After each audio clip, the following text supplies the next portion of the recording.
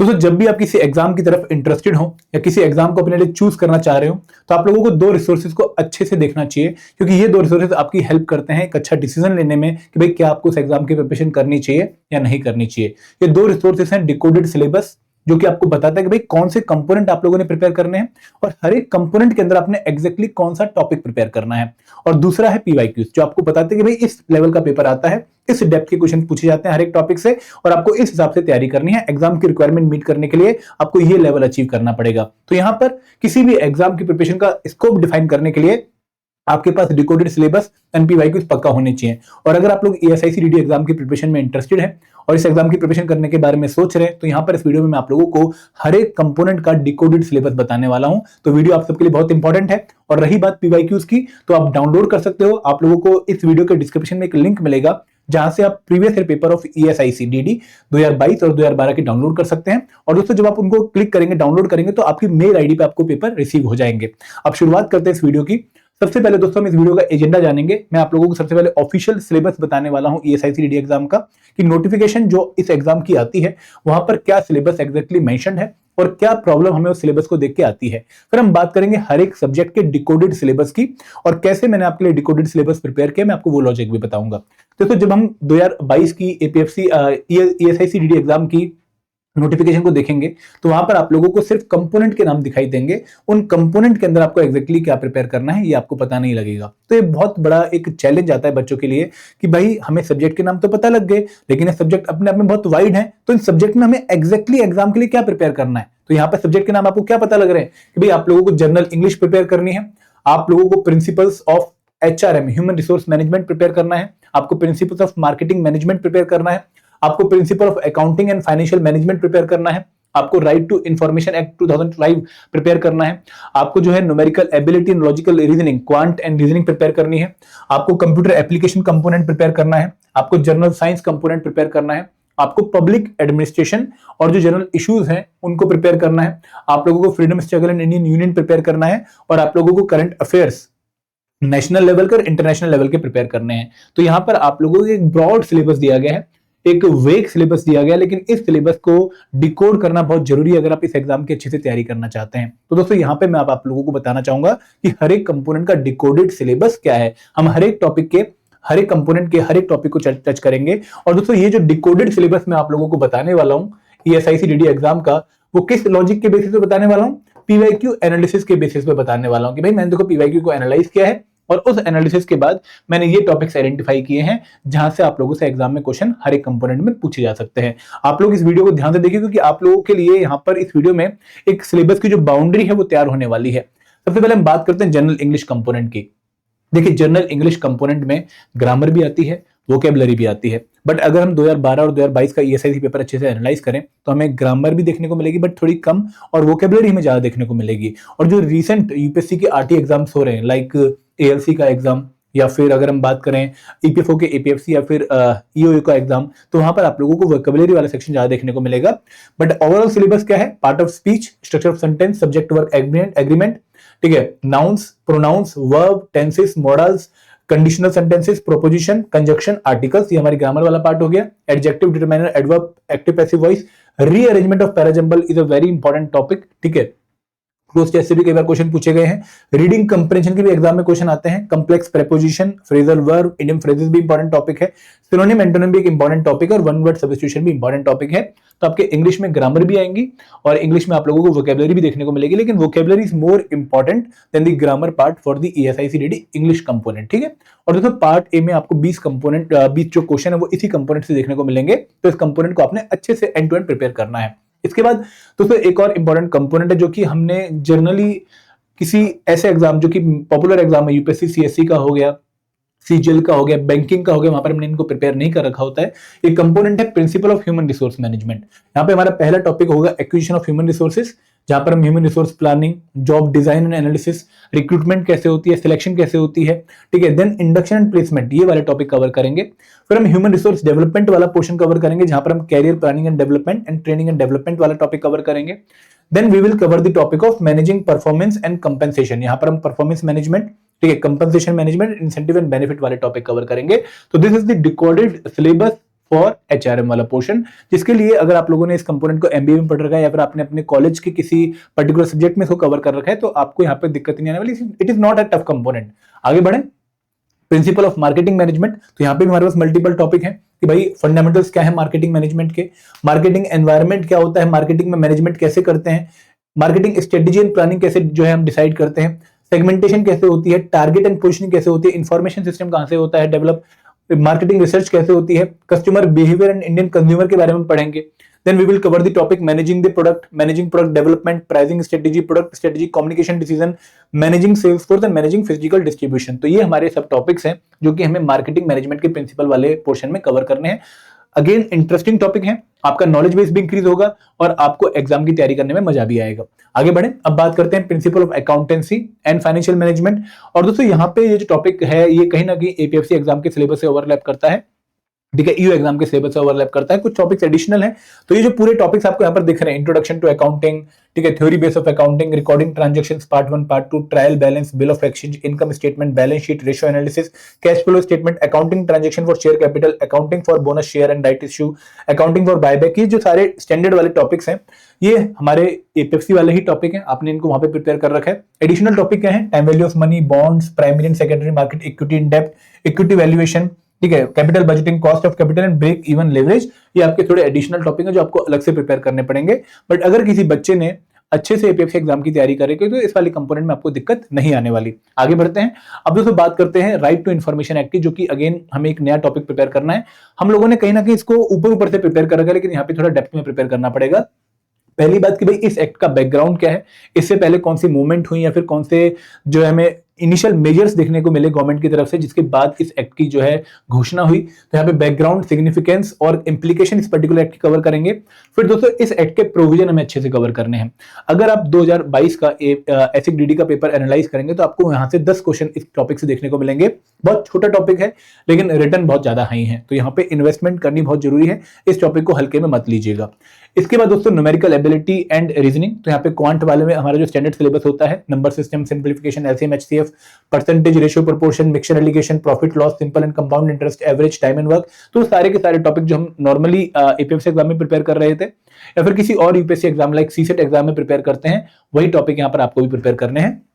Reasoning में alphabetical series, alpha numerical series, coding, decoding, syllogism, direction sense, ranking order, again standard topic. But यहाँ पर again APFC exam की तरह quant is very much important than logical reasoning, आपको यहाँ पे थोड़ा ज्यादा फोकस करना है, यहाँ पर आप थोड़ा कम फोकस भी करेंगे तो भी चलेगा।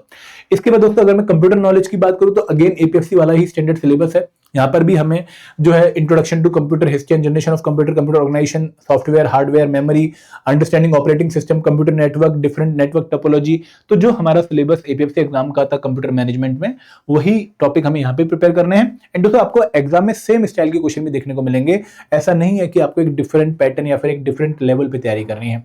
UPSC के जो RT एग्जाम्स हैं वहां पर जहां भी कंप्यूटर आता है आपको सिमिलर नेचर ऑफ क्वेश्चन देखने को मिलेंगे। तो APFC एग्जाम में अगर किसी बच्चे ने इस कंपोनेंट को बहुत अच्छे से एंड टू एंड प्रिपेयर कर रखा है तो यहाँ पर आपको कोई दिक्कत नहीं आने वाली है, आप आराम से इसको यहाँ पर हैंडल कर सकते हो। इसके बाद अगर मैं जनरल साइंस की बात करूं तो दोस्तों जनरल साइंस थोड़ा सा इवॉल्व हो रहा है। देखो अगर हम 2012 का पेपर देखेंगे या फिर APFC 2015 का पेपर देखेंगे रेफरेंस के लिए, तो हमें बेसिक साइंस ही देखने को मिलेगी।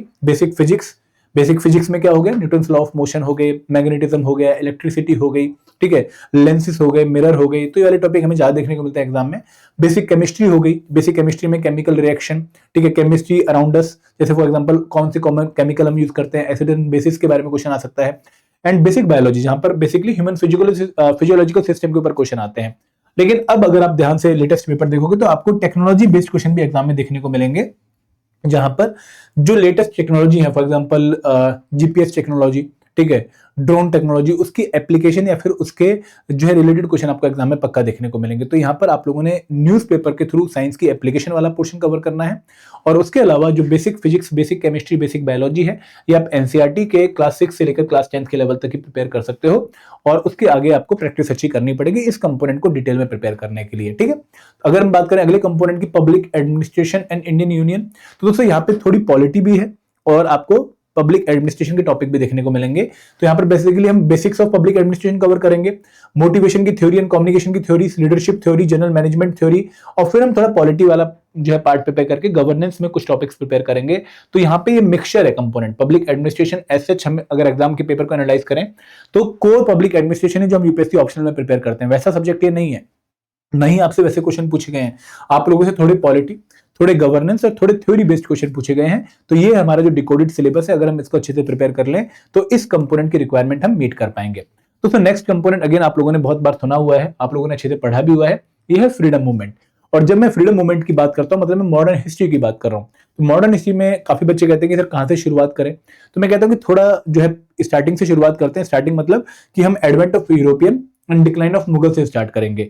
डिक्लाइन ऑफ मुगल का मतलब क्या है कि भाई जब औरंगजेब की पॉलिसीज की वजह से मुगल एम्पायर डिसइंटीग्रेट होना शुरू हुआ और जो लेटर मुगल्स थे लाइक बहादुर शाह, फारूक शाह, ठीक है, जहांगीर शाह, ये इस अरेस्ट जो डिक्लाइन था उसको अरेस्ट नहीं कर पाए और फिर हमें रीजनल पावर का राइज होता हुआ दिखा।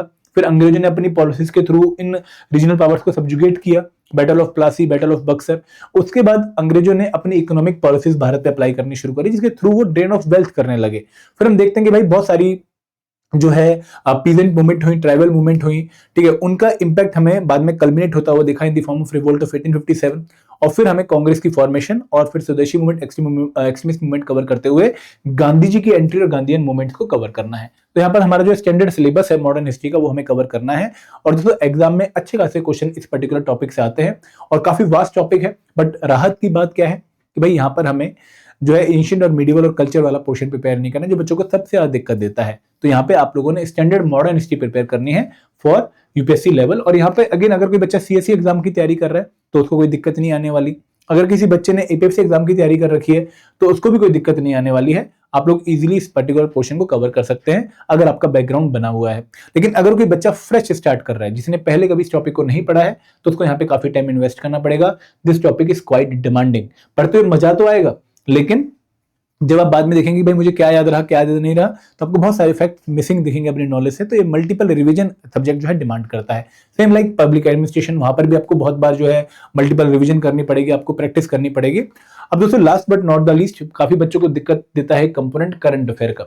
यहाँ पे भी आपको पेपर में around 8 to 10 question current affair के देखने को मिलेंगे। तो करंट अफेयर में वैसे तो बहुत सारी डायमेंशन होती है। For example government schemes and programme, reports and indices, ठीक है, then person in news, place in news, military exercises, ठीक है, देन अवार्ड्स इन न्यूज और बुक्स इन न्यूज। तो यहाँ पे बहुत सारे डायमेंशन है। लेकिन अगर मैं यूपीएससी के डिफरेंट आरटी एग्जाम्स की बात करूं तो कुछ डायमेंशन बहुत इंपॉर्टेंट है बाकी डायमेंशन से। For example government scheme and programme एक बहुत इंपॉर्टेंट डायमेंशन है जो आपको इस एग्जाम के लिए प्रिपेयर करनी चाहिए। फिर रिपोर्ट एंड इंडिसेस एक इंपॉर्टेंट डायमेंशन है। Then you can focus on the dimension of summits and conferences, जो बहुत सारी समिट्स होती हैं लाइक G20, ठीक है, या फिर COPs, उनको आपको कवर करना है। देन दोस्तों इसमें एक और इंपॉर्टेंट जो है स्पोर्ट्स का एक क्वेश्चन हमेशा आएगा, अवार्ड्स का क्वेश्चन पक्का आएगा और आपको space and science and tech related news पक्का देखने को मिलेंगी एग्जाम के क्वेश्चन की फॉर्म में। तो ये टॉपिक्स आपने अच्छे से कवर कर लेने हैं। अब दोस्तों बच्चों को डाउट ये आता है कि सर हमें कितने महीने के करंट अफेयर इस एग्जाम के लिए प्रिपेयर करने चाहिए। तो देखो आइडियली तो आप लोगों को एग्जाम की जो डेट